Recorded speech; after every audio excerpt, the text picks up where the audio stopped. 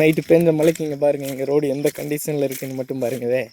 இதே மாதிரி தாங்க ஒவ்வொரு மழை பெய்யும் போதுமே இதே கண்டிஷனில் தான் வரேன்.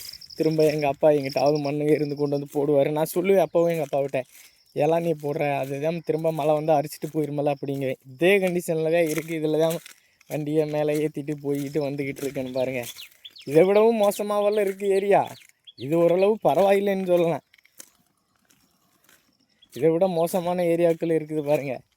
பாறை தான் இந்தா இதுக்கு கீழே ஃபுல்லாக பாறை. ஏன்னா இதுக்கு கீழே அரிக்க முடியாது பாருங்கள். இந்தா இதெல்லாம் சரியான பாறை.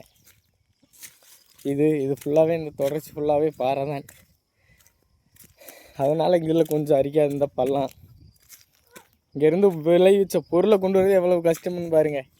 இதெல்லாம் ரொம்ப மேடாக இருந்துச்சு. இப்போ கொஞ்சம் வண்டி வீட்டுக்கு மண் எல்லாம் கொண்டு வரணுங்கிறதுக்கோசரம் கொஞ்சம் தள்ளி சமம் பண்ணி வச்சுருக்கேன் பாருங்கள்.